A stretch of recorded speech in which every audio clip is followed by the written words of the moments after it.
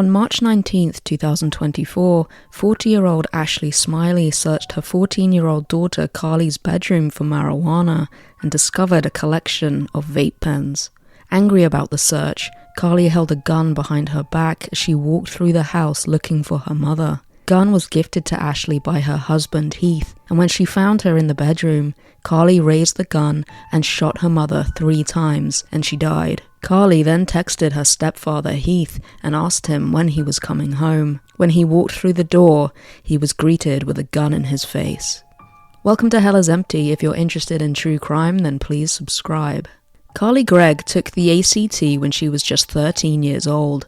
The ACT is an alternative test to the SATs, and it covers English, maths, reading, and science. The maximum score you can get is 36, and Carly scored 30, which means Carly was incredibly bright, especially for her age, considering those who usually take the ACT are in their junior or senior years of high school.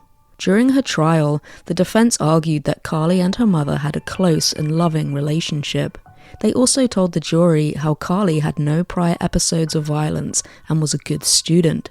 Her biological father was a drug addict, but Carly still had visitation with him. Carly also had a younger sister, Natalie, who was diagnosed with spinal muscular atrophy and died as an infant. Carly was 15 when she was sentenced to life in prison for murdering her mother Ashley at their home in Brandon, Mississippi. Ashley was a geometry teacher and worked at Northwest Rankin High School. Carly was in 10th grade there, and on the morning of March 19, 2024, they rode together to school. On the day in question, Carly was just 14. She had been vaping marijuana so much that a friend of hers felt compelled to tell her mother. He was worried about her and cared for her well-being since she was smoking so much of it. Rankin County Assistant District Attorney Catherine Newman said, "From the testimony of a friend, he was so worried about Carly's use of smoking marijuana, so worried about her being high, and so worried about her having these burner phones that Carly's mom didn't know about, that he felt compelled to tell Miss Ashley Smylie that day." After school let out around 3:30 p.m., Ashley and Carly arrived home. Ashley, having heard about Carly's marijuana vaping, went into her bedroom and found 4 boxes containing vape pens. Carly was outraged about her mother finding out her secret, so she decided to kill her. As Ashley was in Carly's room, Carly went straight into her mother's bedroom and retrieved a .357 Magnum from under the mattress. She then walked with the gun behind her back into her own bedroom and shot her mother 3 times.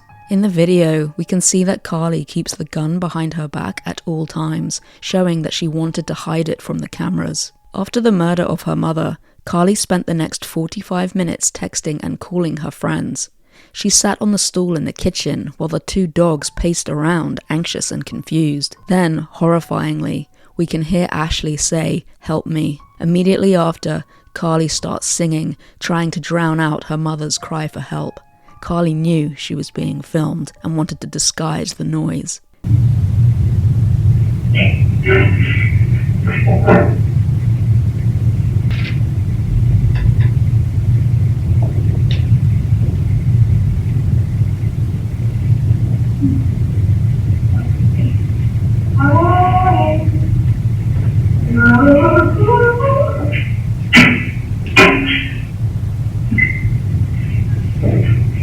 She casually texted her friends and asked them for help, trying to get them to come to her house because she apparently had an emergency. She also grabbed her mother's phone off the kitchen counter and used it to text her stepfather Heath, asking him when he was coming home. It appears she was trying to lure him to the house. He said he suspected that it was Carly who texted him and not Ashley, just because of the phrasing she used. He said he would be at work for a little bit longer. One friend decided Carly sounded serious enough that she better go help her. When she arrived at the house, Carly asked her if she was squeamish around dead bodies.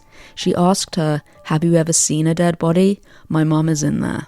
According to this friend, Carly said she put 3 bullets in her mother and she had 3 more for her stepdad. She then asked her friend to wait outside in the back because Heath was about to arrive home. When Heath got home, he was met with a gun in his face, and then Carly shot him in the shoulder, but he managed to wrestle the gun away from her. Heath said at this point, Carly was screaming and terrified. His thought was that there was an intruder in the house, and that's why she was so scared. Panicked, she ran out of the house, out of the back, and told her friend to run as well.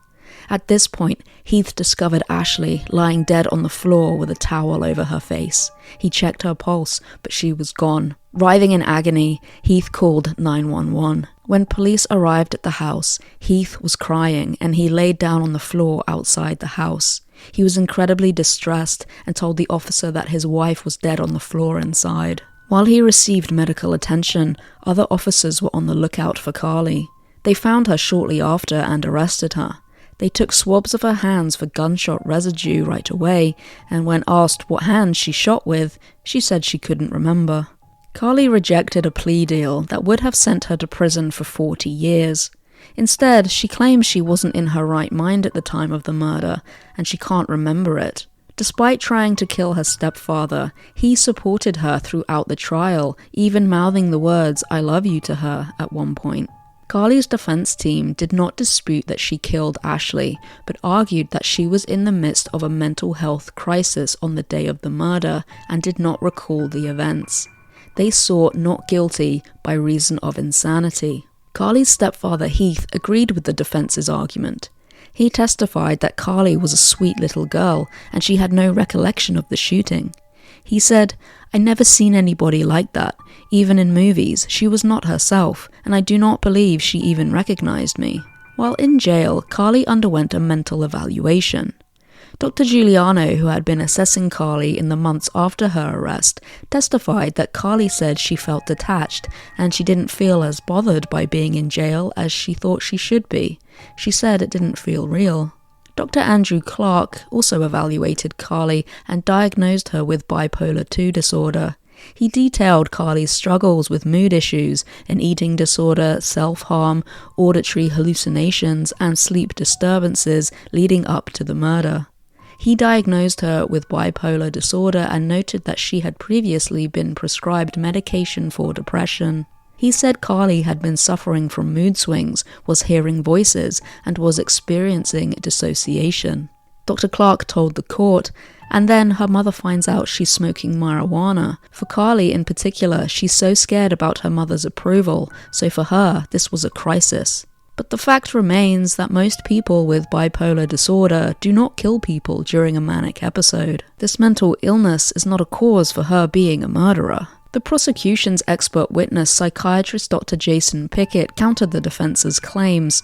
He stated that Carly was fully aware of her actions during the murder. He described the crime as diabolical and suggested she exhibited narcissistic tendencies.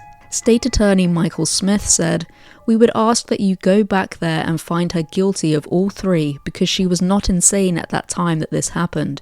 She knew exactly what she was doing, and she knew the difference between right and wrong." Carly's previous psychiatric nurse practitioner, Olivia Lieber, who saw Carly 3 times between January and March 2024, testified that Carly had filled out forms before receiving mental health treatment in January 2024. One question asked if Carly had any hallucinations, and Carly checked the no box. According to Lieber, Carly denied having hallucinations or delusions. For her depression, Carly was prescribed 25 milligrams daily of sertraline, brand name Zoloft, which is an SSRI. But Carly complained of feeling like a zombie while on the drug.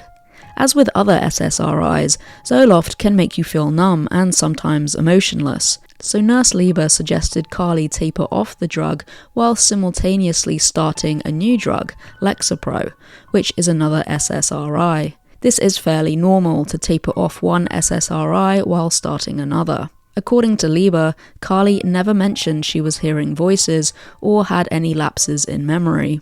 The prosecution argued that while Carly may have had depression, she was not suffering from anything that would make her hallucinate. But Carly was just 14 when she was prescribed Zoloft, and the pharmaceutical company Pfizer recommends against anyone under the age of 18 from taking it due to the risks of increased suicidal ideation and behavior. But SSRIs dull emotions, and it's unlikely to make someone homicidal. But what about Carly's marijuana use? Marijuana use in adolescence can induce psychosis. Psychotic disorders are the most severe and disabling types of mental disorders, characterized by the inability to distinguish the internal experience of the mind from the external reality of one's surroundings. Symptoms include delusions, hallucinations, and cognitive impairment. A 2024 study completed by the University of Cambridge found that marijuana use compared to no marijuana use was associated with an 11 times greater risk of psychotic disorder in those aged between 12 and 19. So could it be that Carly experienced psychosis due to her heavy marijuana use? She was using enough of it that it worried her friend so much that he told her mother about it. When the 911 call was played in court, Carly was sobbing, clearly distressed at having to hear her injured stepfather explain what had happened. But were the tears fake or real? Or was she just sad that she got caught? After just 2 hours of deliberation, which is an incredibly short amount of time, the jury returned a guilty verdict on September 20th, 2024. Carly was sentenced to life in prison without the possibility of parole for first-degree murder and attempted murder of her stepfather, along with an additional 10 years for tampering with evidence, to be served concurrently. Upon hearing her guilty verdict, Carly broke into tears but quickly regained her composure. She maintained a stoic demeanor during her sentencing. Rankin County District Attorney Bubba Bramlett stated, "Carly Gregg is evil, and that's not easy to say, but the truth of the matter is that sometimes evil comes in young packages." For anyone wondering, juveniles in the US can receive life sentences if it's fitting for the crime. The Supreme Court only ruled that mandatory life sentences for juveniles are unconstitutional. But Carly's defense wants a new trial, citing new evidence. Defense attorney Bridget Todd filed a motion requesting a new trial, stating, "New evidence and material has recently been discovered which probably would produce a different result in a new trial." Todd argued that Carly did not receive a fair trial because witnesses necessary to establish Carly's defense were improperly excluded from testifying at the trial. Witnesses were improperly restricted in the testimony they could provide in Carly's defense. Todd also claimed that Kevin Gregg, Carly's biological father, disclosed in an unaired portion of his interview with the media organization that Carly was placed in equestrian therapy as a young child due to experiencing auditory hallucinations. But that news organization denied he ever said that in the interview.